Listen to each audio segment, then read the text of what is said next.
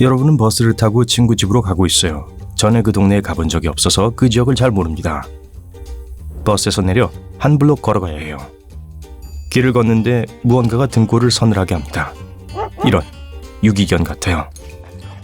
물론 개는 사람들의 가장 친한 친구이지만 때로는 심각하게 위험할 수 있습니다. 조깅하는 사람, 달리기 하는 사람, 자전거 타는 사람들의 움직임은 개를 자극할 수 있어요. 그래서 정말 빨리 걷거나 달려서 개에게서 도망치려고 하는 건 절대 해서는 안 되는 행동입니다. 첫째, 모든 개는 여러분보다 빨라요. 가장 작은 치와와도 시속 25km의 속도까지 낼 수 있어요. 그건 인간의 평균 달리기 속도예요. 하지만 더 큰 개들은 그 2배 속도로 달릴 수 있는데 그레이하운드의 경우는 시속 72km로 자동차보다 더 빠를 수 있어요. 속도 위반 티켓은 안 받았으면 좋겠네요. 그래서 자전거나 스케이트보드를 타면 개의 관심을 끌게 됩니다. 만약 멈추면 개는 그냥 흥미를 잃을지도 몰라요. 더 빨리 움직이려고 하지 마세요. 개는 여러분을 쉽게 따라잡을 수 있어요. 다음으로 항상 눈을 똑바로 쳐다보는 걸 피하세요. 약간 옆으로 비켜서야 합니다. 이렇게 하면 개에게 더 좁은 표적이 됩니다. 그래도 항상 주변 시야로 개를 지켜보세요. 또한 어떻게든 개의 주의를 분산시킬 필요가 있습니다. 이 목적을 위해 사용할 수 있는 무언가를 항시 갖고 있는 게 아마도 좋은 생각일 거예요. 허리에 맨 셔츠를 사용할 수도 있어요. 그걸 얼른 풀러서 개의 주의를 산만하게 하기 위해 던질 수 있습니다. 만약 조깅을 하러 가는 곳에 유기견들이 있다는 걸 안다면 장난감을 가지고 가세요. 비상시에는 신발을 던지는 것도 좋은 생각이지만 맨발로 집에 걸어가는 건 불쾌한 경험이 되겠죠. 만약 최악의 상황이 불가피하다면 얼굴, 목 그리고 가슴을 보호하세요. 손가락을 보호하기 위해서 손은 주먹을 쥐세요. 이상하게 들릴지 모르겠지만 물리기에 가장 적합한 장소는 바로 팔뚝입니다. 만약 물렸다면 몸을 빼내려고 하지 마세요. 그건 상황을 더 악화시킬 거예요. 만약 작은 반려견과 함께 걷고 있다면 품에 안아서 달려드는 개로부터 보호하세요. 대부분의 유기견은 사람을 두려워하지만 여러분이 나쁜 의도가 없다는 걸 보여줄 수 있어요. 하품을 하거나 입술을 핥거나 개를 향해 비스듬히 서 있으면 개가 안심할 거예요. 만약 개가 여러분에게 다가와서 냄새를 맡는다면 좋은 일이에요. 하지만 개가 냄새를 맡는 동안 손을 들어 올리지 마세요. 예상치 못한 행동은 개를 놀라게 할 수도 있어요. 운이 나쁘면 물릴 수도 있어요. 아야! 마지막으로 그저 단순히 길을 잃고 주인을 그리워하는 개일 수도 있어요. 만약 길 잃은 개를 본다면 주인들이 분명히 반려견을 찾고 있을 테니까 꼭 신고하세요. 친근하게 생긴 동물은 여러분이 쓰다듬어도 된다고 생각하게 만들 수 있습니다. 낯선 동물이 아무리 순하게 생겼어도 건드리지 마세요. 만약 개가 공격적이라고 생각되면 멀리 거리를 두되 뛰지는 마세요. 도망가야 할 것 같다는 생각이 들거든 갑자기 움직이지 말고 천천히 움직이세요. 너구리는 길들일 수 없어요. 어떤 사람들은 너구리를 길들이는 것이 가능하다고 주장하지만 부분적으로만 사실입니다. 먼저 너구리는 자기보다 몸집이 상당히 큰 동물은 상대하고 싶어 하지 않으므로 만일 야생에서 만나거든 가능한 한 강한 모습을 보이도록 하세요. 똑바로 서서 가슴을 펴고 팔을 흔드세요. 이 간단한 방법만으로 너구리를 쫓기에 충분하지만 만약 너구리가 여전히 가까이 다가오고 있다면 물을 뿌리세요. 네, 너구리가 씻기를 좋아하는 건 사실이지만 누군가 물을 뿌리면 불쾌할 거예요. 좋은 점은 물을 뿌리는 건 너구리와 여러분 모두에게 전혀 해가 없어요. 만약 너구리가 많은 지역에 산다면 창문과 문을 항상 닫아두세요. 너구리는 맛있는 인간 음식을 찾아서 집에 들어가는 것을 좋아해요. 만약 마스크를 쓴 것 같은 이 예상치 못한 손님을 보게 되거든 그냥 침착하세요. 가장 좋은 방법은 출구나 애완동물용 문을 열어놓고 다른 모든 방문을 닫아서 너구리가 스스로 나갈 길을 찾게 하는 것입니다. 너구리가 집에서 나갈 생각이 없다면 여러분이 도와주세요.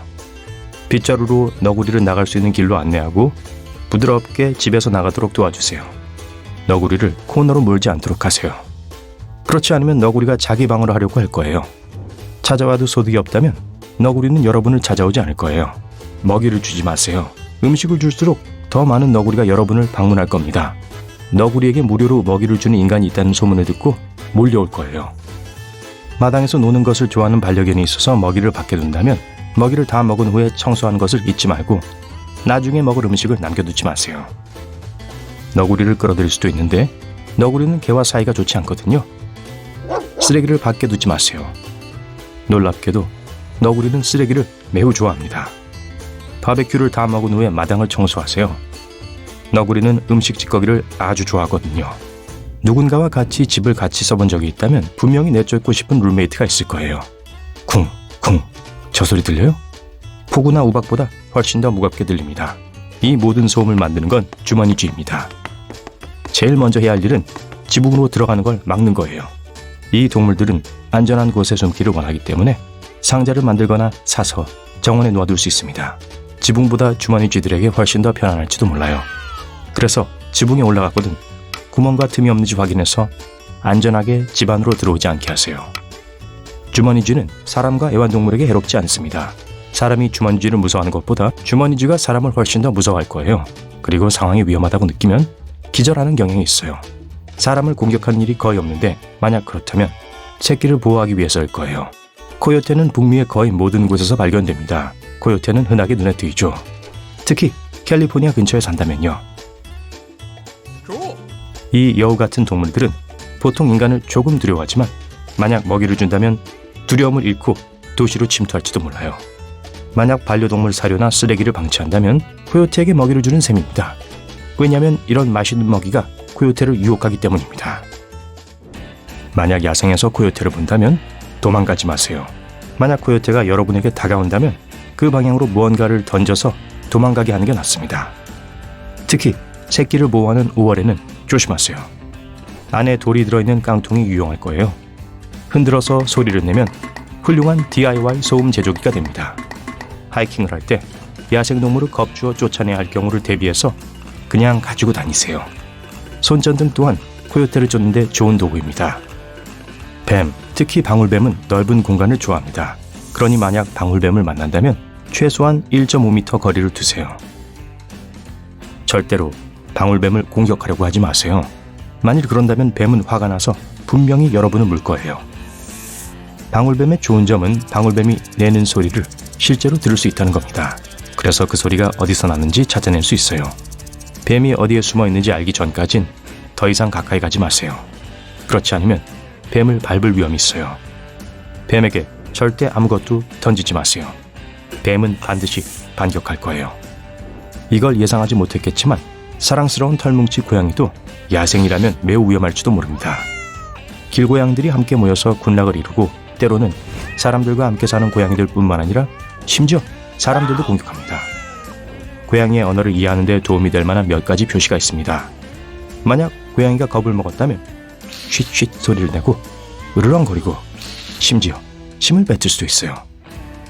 동공이 커지지 않고 털이 곤두서 있지 않고 고개를 꼿꼿이 들고 있습니다.